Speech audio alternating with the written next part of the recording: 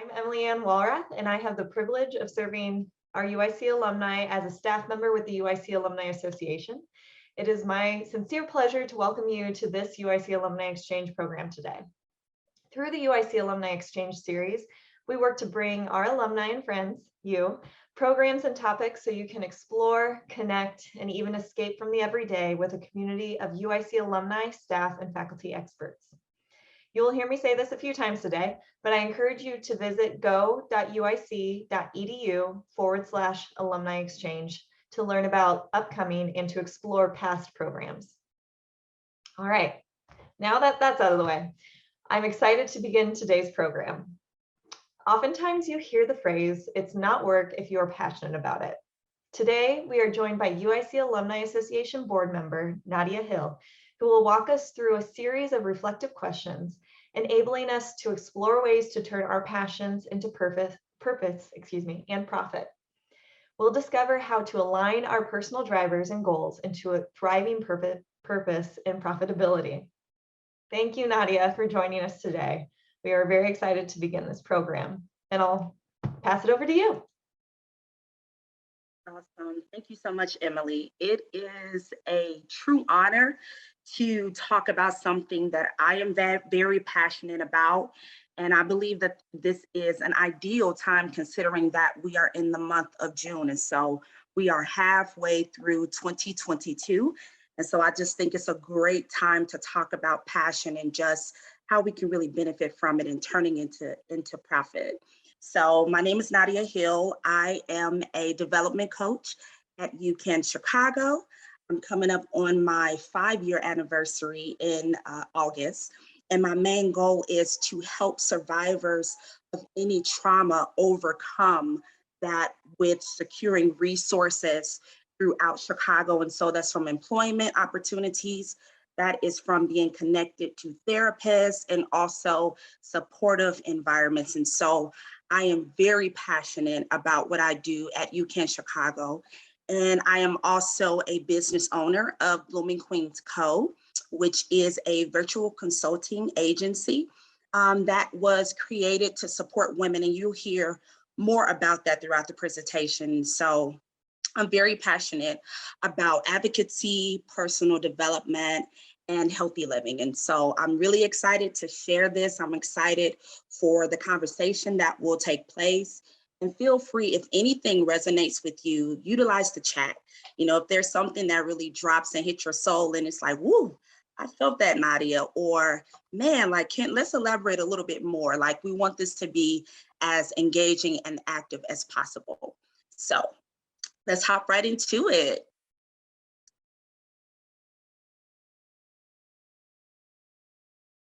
So Nadia Hill, turning passion into profit.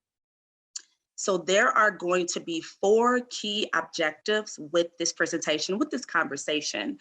The first one is identifying your area of niche. This is very important. Starting off, highlighting solutions to relevant problems. The third thing that we will learn about, implementing problem-solving processes. And the very last thing, tracking your profitable success. It's very important that we do that. So we're gonna hop right into it, from passion to niche. Niche is defined as a specialized segment of the market for a particular kind of product or service. This is very important for us to start this conversation off with, because as very passionate people and those, we are created to be multifaceted. So sometimes we can feel like, oh, I have a desire to help victims, or I have a desire to do something creative. So we want to just really streamline and focus on understanding exactly what our niche is as passionate people, because everyone is designed to impact the market in a different way. So with Bloomin Queens Co, that helped me to see, okay, my niche is professional development, right? And so how exactly can I impact this market without losing my authenticity, but also making sure that those that I am supposed to impact, the reach is there, right? So my niche and my passion for personal development allowed for me to see, okay, this is my market, women who are pioneering in nature, women who are searching for accountability, things of that matter. So you can just start to track with me. Think about a particular business that you may be interested in starting and go to that passion, right? So I want you to walk with me, if you will, through this conversation, because your passion serves as a guide to the area of your influence. So passion is not just for us to have, right? It's not just for that zeal to be there. It's not just for the willingness to be there. Like, we really do need to be intentional with cultivating our passion into niche, right? Because the goal is for us to be impactful, and we want that impact to have longevity, right? So we know that we are still in the midst of a pandemic, and we want to be resources for those that really do need support. So think about exactly, what am I passionate about? You may already be working in the field of your passion, and really take the time to really cultivate that and to develop it. Because I can guarantee you, just from a personal standpoint, Bloomin Queens Co came from a passionate place. It came from me wanting to support women that were developing in their identity as builders and pioneers, right? And creating that supportive environment, right? Because we want to continue with this longevity, okay? So Bloomin Queens Co, this is my baby. I established this officially as a business in June of 2020.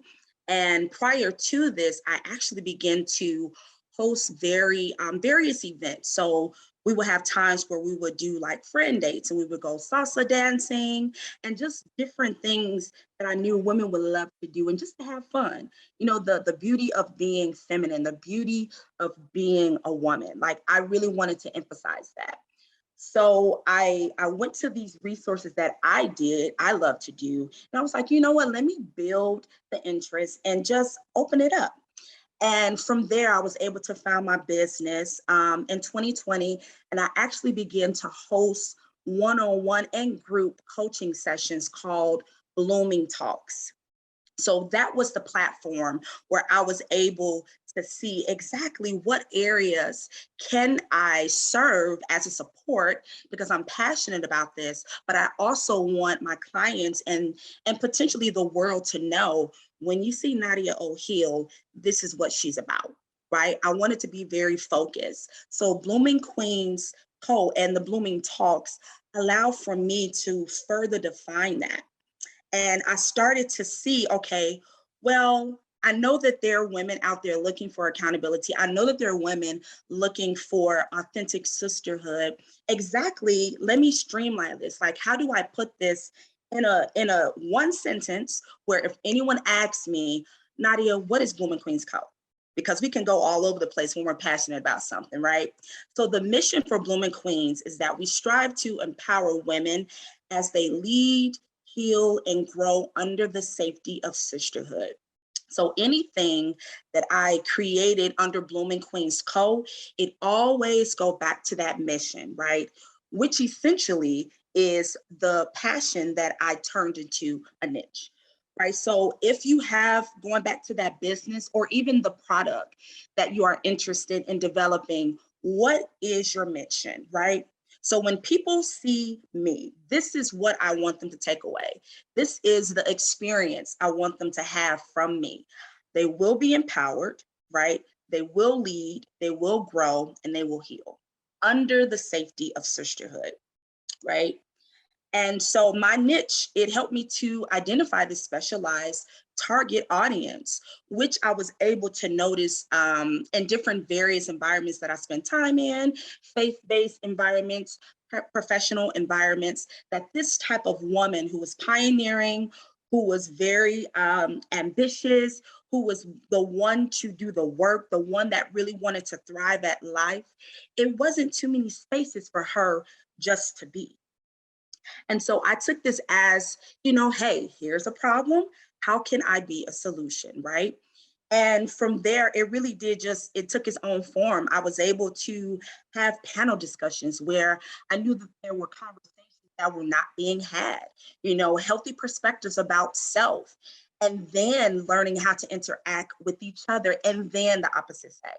So it was a great time for me to see, wow, like this is not just something I'm regularly doing. Like it took strategy, it took intentionality, it took for me to pace the vision, to pace the mission. And now I'm proud to say that it wasn't just a hobby and it's actually a business, right? So you're going to hear me talk a lot about longevity. You're going to hear me talk a lot about legacy because our passions serve us as a guide to the influence that we were born to have, right? And so we have to tap into that and to be very assertive with that.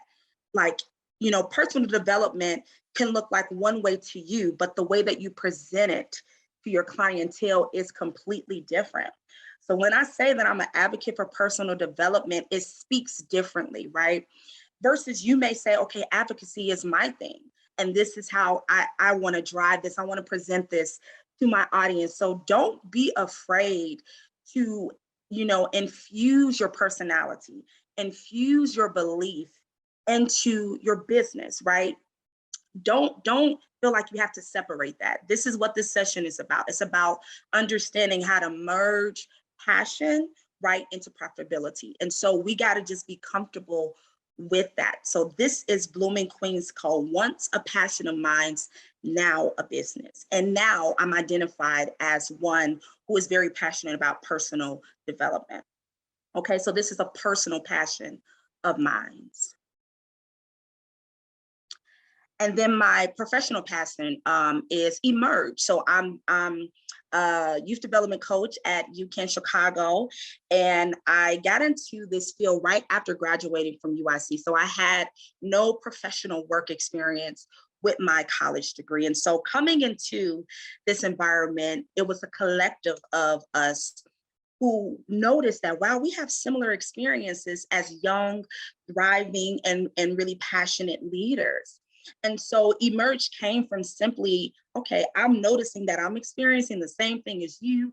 I want to thrive in the area of professionalism, but I feel like, wow, I need some more experience. So Emerge is, it was established in March of 2018 by a group of millennials at UCAN.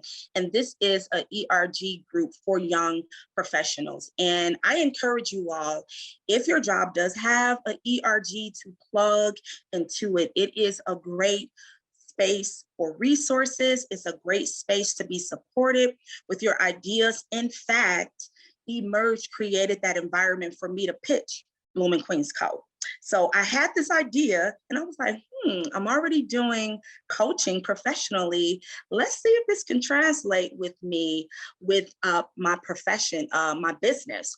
And so I began to ask questions like, would you like a one-on-one session or would you like for a group session? How should I even price my sessions? So really utilizing what resources your job has, it is vital. It is so important. And so Emerge, it created community for me. I was new in social services and I was so passionate and I was able to get connected to even mentors because of Emerge, right? So this was a very professional passion of mine. I wanted to see young professionals thrive continuously. And so here's our mission, and we're still standing as an ERG. So we strive to create this, we strive to create a supportive environment that addresses personal goals and interests for career mobility. So the young professionals at UCAN not only wanted to secure a job, but we wanted to thrive. We wanted to climb that ladder. And we did not want to sacrifice our identity. We did not want to sacrifice our authenticity. And so this is where Emerge came into place. And in fact, senior leadership actually was able to utilize Emerge in great ways. So we were able to facilitate agency events, right? Coming from a group of young professionals that did not have too much experience, but had the work ethic and had the passion behind it. So now when people hear emerge, going back to how people, when they hear my name, they know advocacy, personal development, healthy healing. When they see emerge, they know thriving. They know they are one to have longevity. They know that we are not afraid to network, right? We will go for the jobs, and it may seem like, oh, we need some more expertise, but because we have that confidence in ourselves and we're willing to bet on ourselves, that is something that we need to fully show up for ourselves. If we're saying that we are going to be a resource for someone, if we're saying that we are going to be a solution for a problem, show up completely as yourself. Because if we were timid, emerge would not have been a thing. If, I was in a state of confusion or not really feeling confident about, who I am as an individual, Bloomin Queens Co could not have stand. It would have not been standing. So I just really want to encourage those that argue and bet on yourself. Your passions are there for a reason. Tap into it, cultivate it. And I'll save the resources at the end because I really want this to be a conversation that extends outside of this environment. So as you can see, Emerge is still standing. It is still impactful. The mission is still being addressed and honored. And so this was a passion that turned into a niche for Emerge. Okay, so you heard me talk about problems and solution. Problems and solutions are so important if we're saying, I want to turn my passion into profitability. So your frustration serves at a place for you to develop your solution, right? So going back to Emerge, I was very frustrated because I felt like I was limited. I felt like, people only came to me for technical things. And that was something that Emerge had to be honest about. Well, what are some of the common experiences that people have with millennials? And we began to list them. And in that, I was able to see, okay, here is the solution. People don't understand millennials because they limit us to certain opportunities. So how can we come together? How can we be of a solution versus just complaining?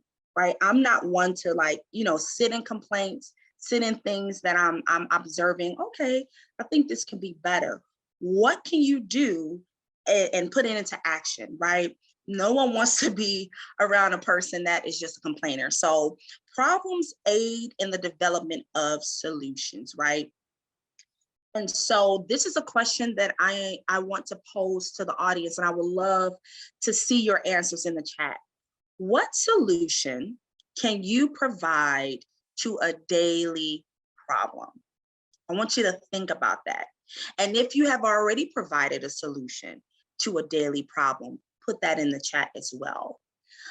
This is very, very important, right? Because we want to make sure that our solutions are relevant to our specialized target audience, the market that we are saying, hey, you can come to me as a resource for this. So what solution can you provide to a daily problem, right?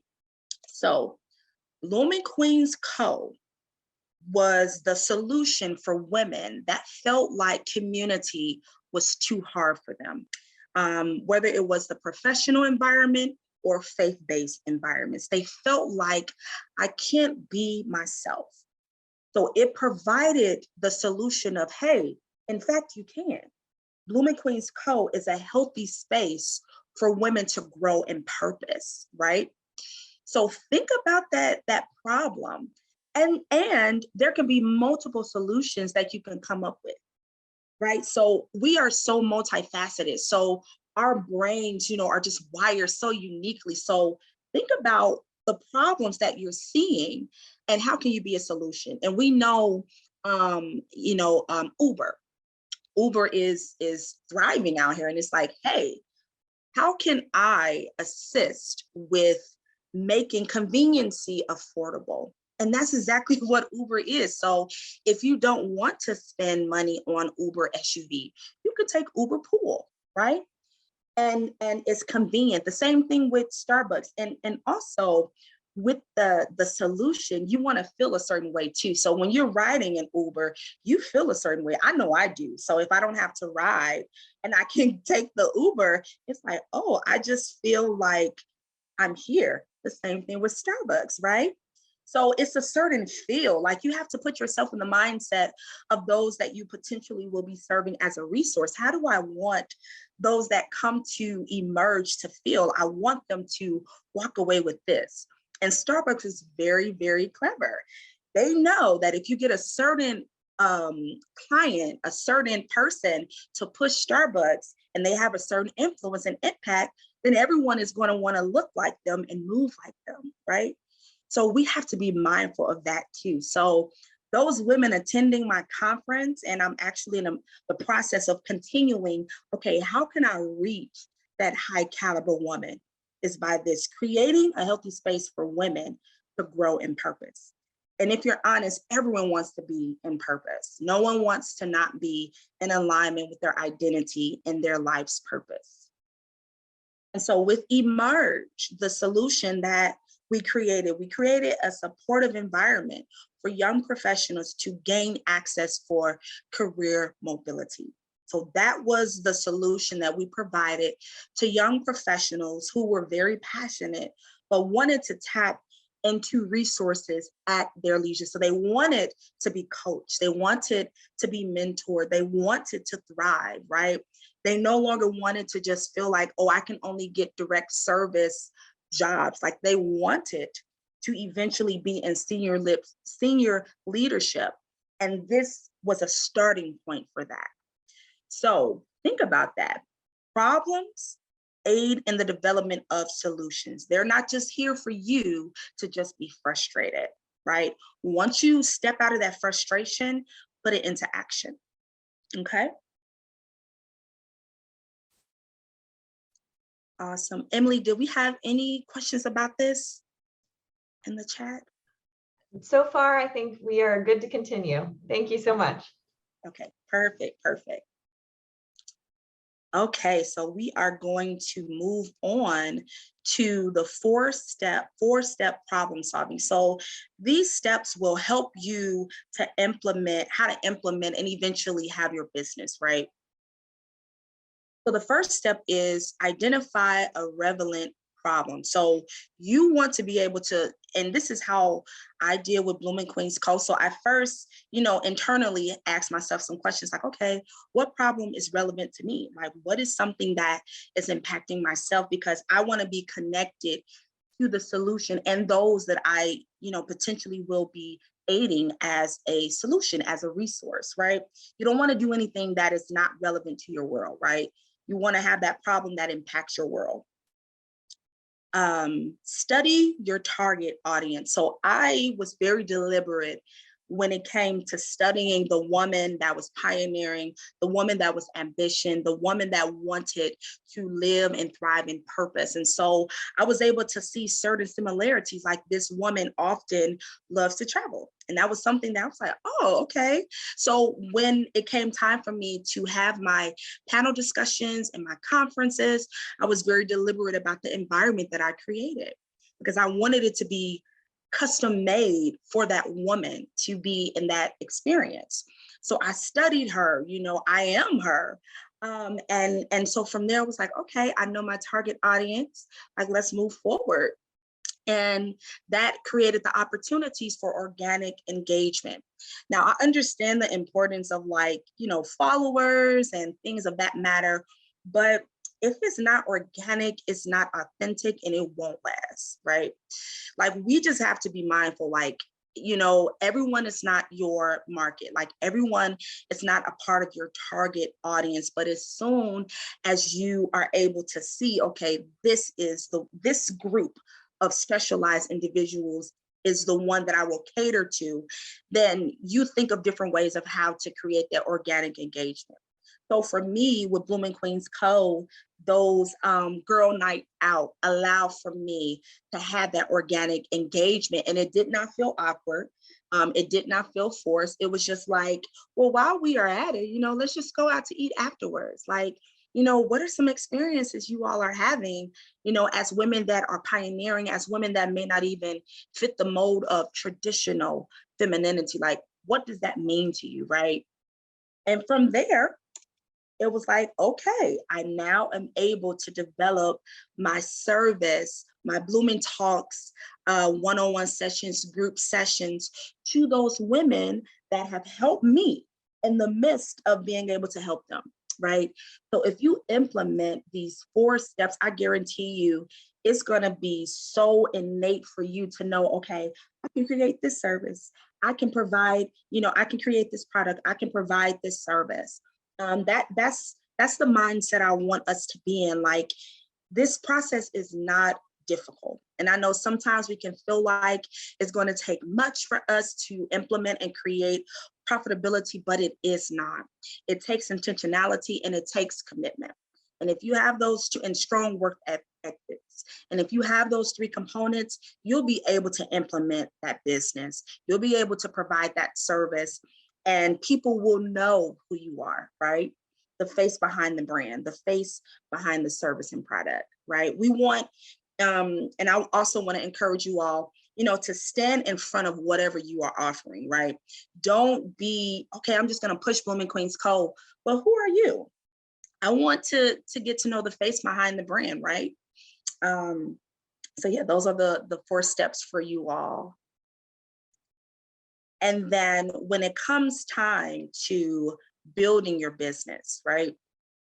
It's very critical to have this conversation. Like, you want to implement this information in your business plan, right? So when it's time for you to go out and say, hey, I am a business, I want to market to this population, people are able to see that your plan is concise and it's clear, and they're willing to risk it for you, right?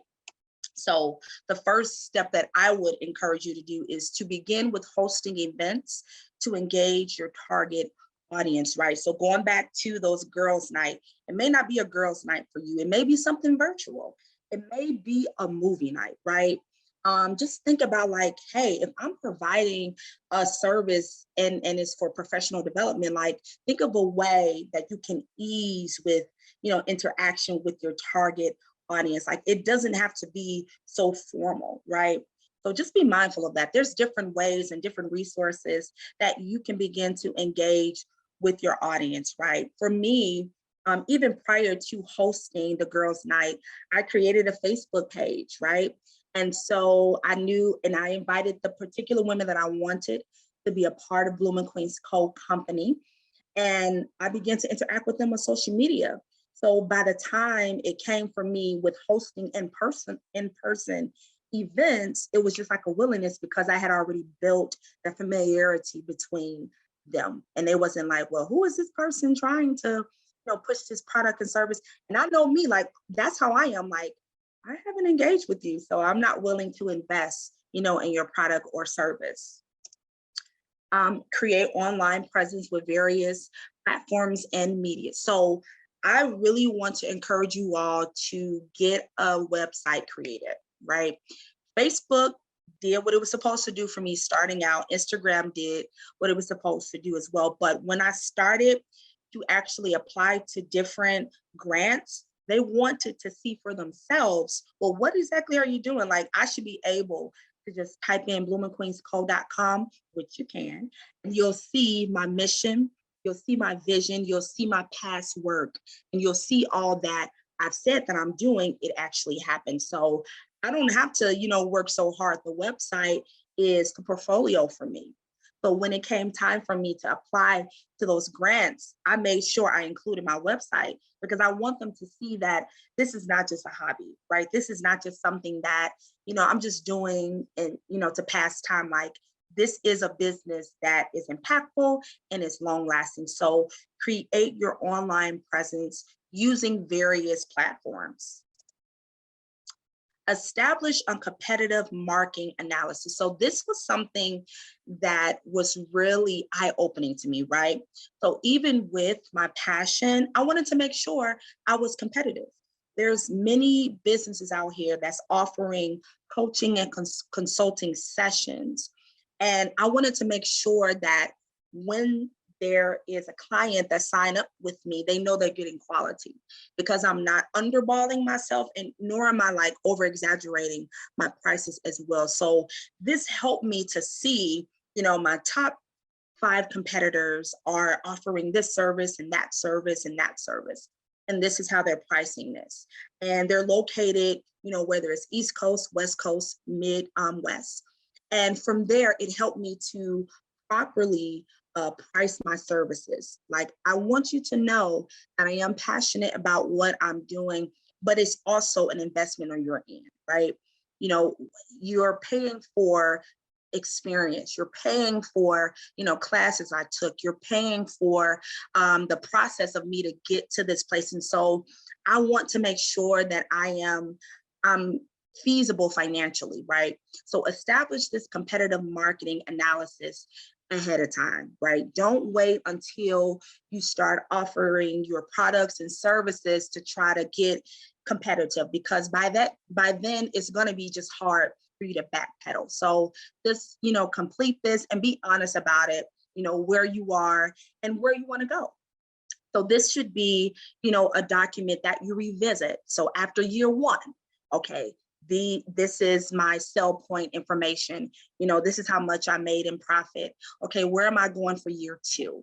What collaborations need to happen with this competitive marketing analysis for me to then become someone's top competitor, right? So we just want to be mindful of this. This is a very important document to have. Secure your financial sources. So starting off, you can definitely start with your personal funds, but eventually you want to have your business separated from what you do personally, the money that you bring in personally. Like, you want to have those donors, you want to have the resources that are saying, hey, I've invested in you and I want to continue to. As we've seen in the pandemic, it really did create the access for those that were just getting into entrepreneur to thrive and to take advantage of the financial resources without the traditional requirements, right? And I'm glad that I took advantage of that, because had I not, going through my process of like hosting things and going through, just business mind stuff, I probably would have not been able to take advantage of those financial resources. And going back to your business plan, every entrepreneur should have a business coach. It doesn't matter what level you are at, you should have a business coach, someone that is going to ask the questions that your team isn't asking you, someone that is going to bring resources that they are the expertise for, right? And my business coach, I actually connected to her with completing like a refresher business course. And we connected instantly. It was just like, wow, like I really love how she understands the financial component of business. She's a business owner herself, so she's not just talking just to be talking. And I was able to see like, wow, like, okay, she can hold me accountable. She knows where I'm going. She's encouraged me to go even further. And I was able to secure those funds because I had it in written form when it came time to apply into those grants. So secure your financial sources and be okay if the sources that were once available to you in year 1 is no longer available. That just means that you have to continue to network, continue to vet, continue to search for more resources. And then open a business account. Going back to what I was saying, you want to just make sure your personal income is not mixing in with your business income, because when it comes time for reporting that tax information, they will ask you those questions. Well, I see right here, this was an extra deposit. Like, where did that come from? Was this personal or was this business? So I encourage you all to open just a basic business account, and you can do it with the banking institution that you already have your personal account with. And that's what I did. And it was actually a lot of saving and discounts like that because I was a check account owner for a couple of years. So utilize your resources, open that business account, because you want to be able to have a clear conscience too when it comes time to reviewing your own paperwork, your own documentation, and not be anxious, like, okay, I don't know if this is gonna go well. So just open that business account. Be intentional with documentation, be intentional with saving receipts and making sure that you have QuickBooks, or you can even open up an Excel spreadsheet starting off before opening that business account. But before you really get into the thick of your business, open this account. Like, don't put this on the back burner, okay? And then start your corporation, right? So these are some steps that I was able to benefit from. I'm so glad that my business coach, began to just talk me through, like, if you're saying that you are an entrepreneur, like, yes, you are passionate. Yes, you have the work ethic, but at the end of the day, things just have to be professionally established. So you're not just saying, oh, I'm a personal development, coach. Like, I have a business, like, my business is backing up my name. Okay. And then I wanted to provide some resources as well. Okay. So these are some resources that I implement as well. And then it was also shared to me too. So Code Academy, those that are interested in actually understanding how to build your website, you may be into coding, this is a free resource to you that you can really dive into. LearnVest, if you want to understand, investment as a business owner, right? You don't want to just have one resource. Like, we want to have multiple streams of income, right? We want our businesses and our investments to work for us. So this also is another free resource for you as well.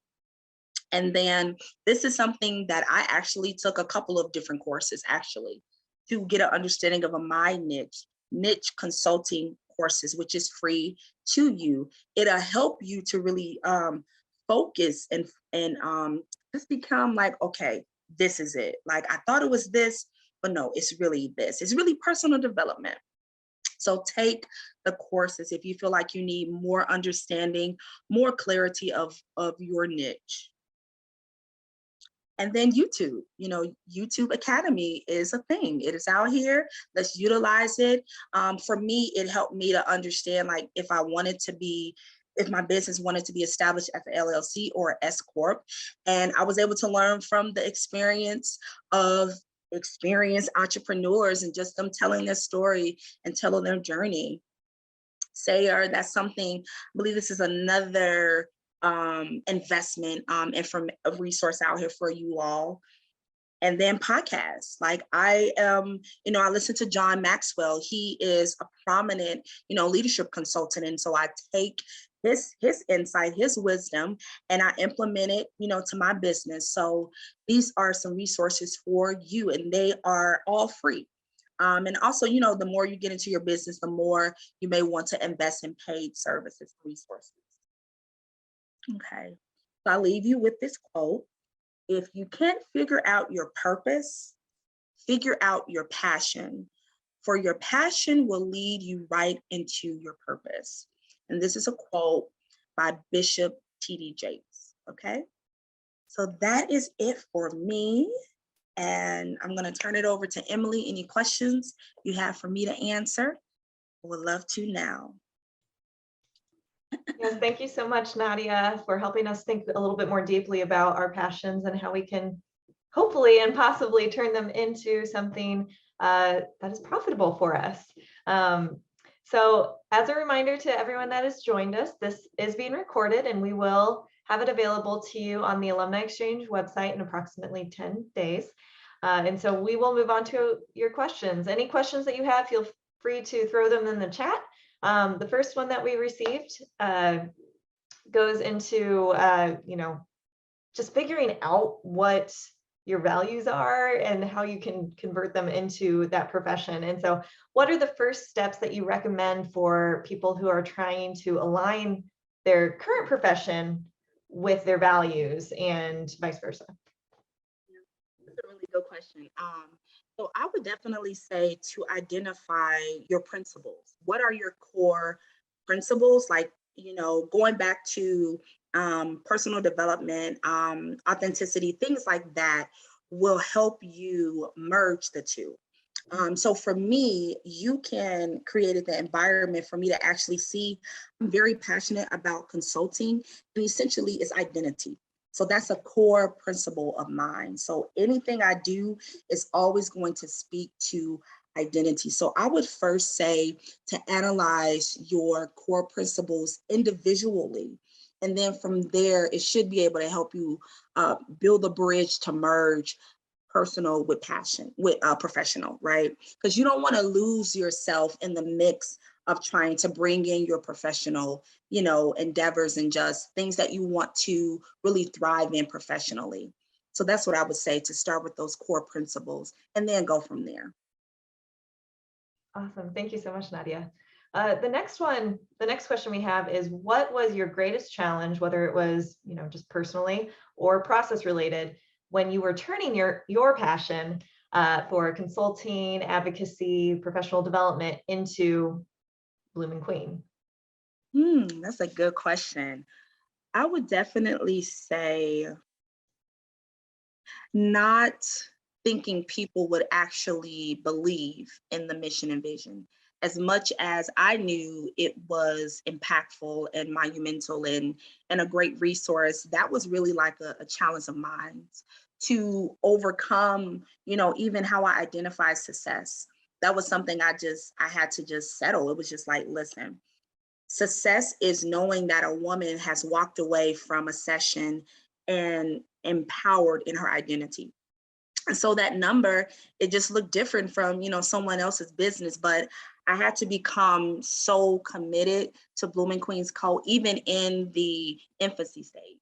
Even when I was like telling people over and over again, like, this is what Bloomin Queens Co is about. This is our mission.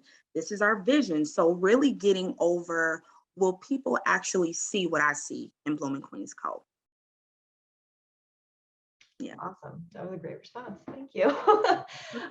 Tied to that, I mean, I think you, in that response, you kind of touched a little bit on just the confidence, whether it was personal confidence or the confidence behind what you're doing. So can you talk about, like, what if you do struggle with confidence, and what are the tools to build that self-confidence to pursue whatever you're doing?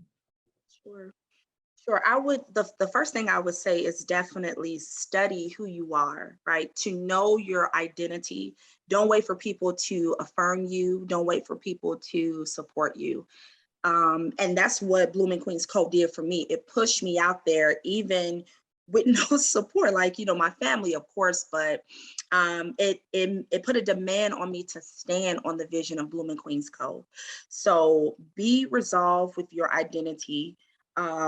Make sure that you are constantly growing, right? It's easy for us to have, an idea of who we are, and then we become stagnated with that, right? So make sure you surround yourself with voices and environments that make sure your priority is to thrive here. We're going to speak to that. We're going to support you. You got to be intentional with that. Like, every environment and every voice, especially in the beginning stage of building confidence, is not healthy for you, right? And then the second thing I would say, embrace your own presence, right? So there are times where to this day, I still take myself out on dates, right? Just to spend time with my thoughts and, my ideologies. And it has nothing to do with business. It has nothing to do, with my professional endeavors. It has everything to do with making sure my soul is being replenished. So prioritizing your own identity, not waiting for folks to affirm you and to say, by the way, this is a really good idea. And then making sure that you are in environments that are healthy. That is so critical, beginning and when you are beginning to build self-confidence in a healthy way. And then also prioritizing your own presence. So if someone comes up to me and say, Nadia, you really don't like seafood, I'm just going to look at them and say, but I do. Like, you don't know me. You know what I'm saying? Like, this is me. So those are some things that I would implement. Awesome. Thank you so much.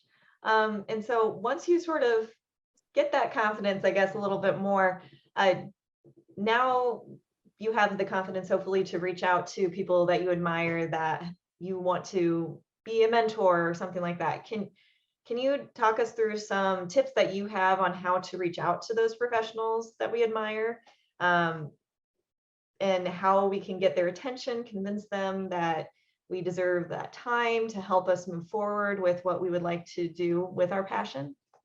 For sure. That's a really good question.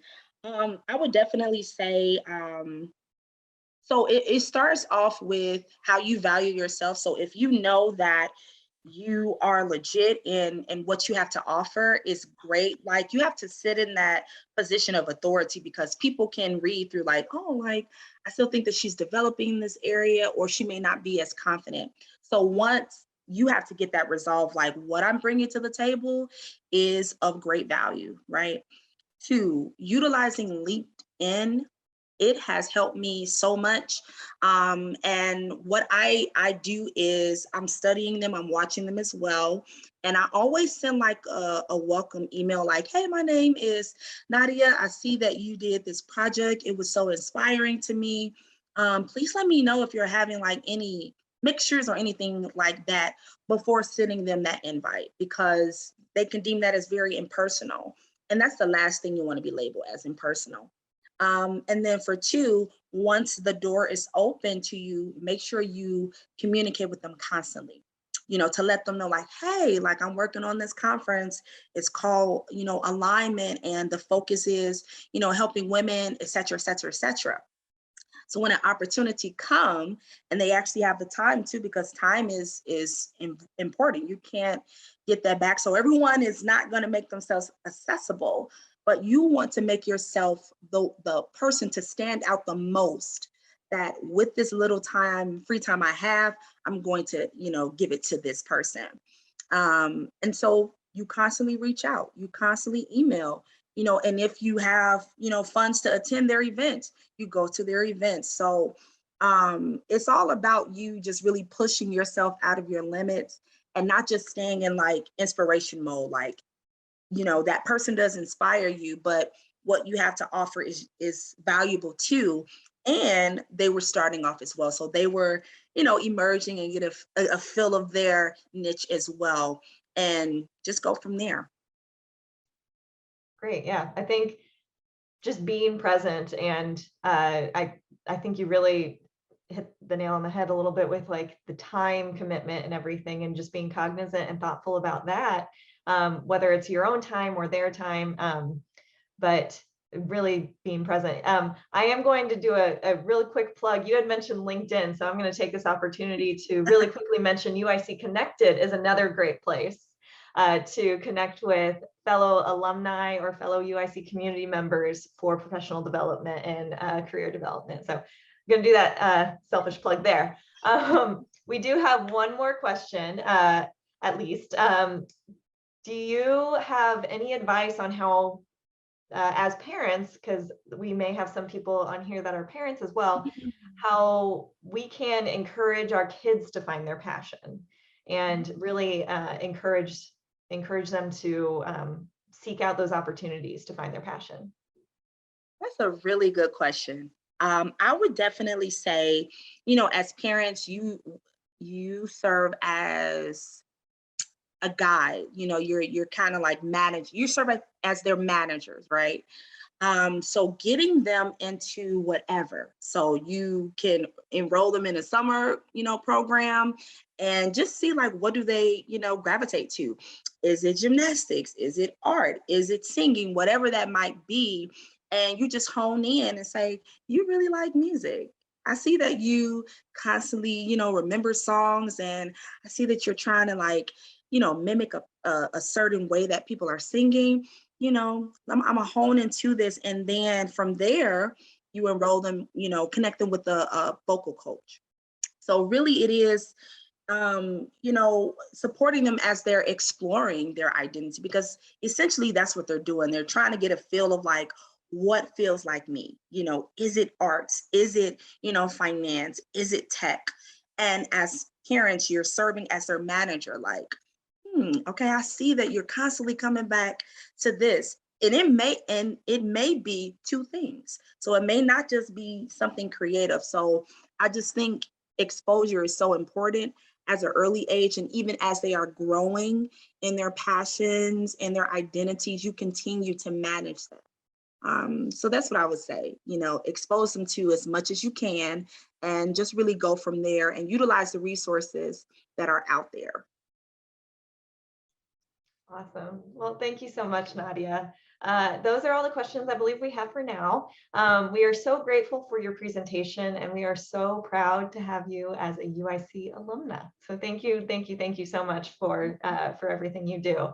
To close us out, I do invite everyone to join us for our next Alumni Exchange program, which is next Thursday, July 7th at noon Central Time, as we tackle the timely but difficult topic of gun violence and public safety in the U.S. We will be joined by seasoned public safety expert, a UIC School of Public Health alumnus, and the UIC Police Sergeant Terry Williams.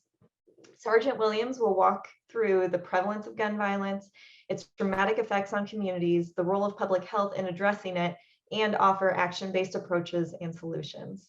So please, I encourage you to register and join us next week for that program. To register for next week's program, to find recordings of our past episodes, and to learn more about other upcoming programs, please visit go.uic.edu/alumni exchange. And of course, as I've mentioned a couple times, please be on the lookout for that survey. We really want to hear your feedback, and the programs that we do are based on your interests. Thank you again, Nadia. We again greatly appreciate your time. As you mentioned time, thank you so much for your time and being here with us today, and for the excellent presentation, and for your service to the UIC Alumni Board. We look forward to seeing everyone again at our future UIC Alumni Exchange events. Thank you so much, and have a wonderful day.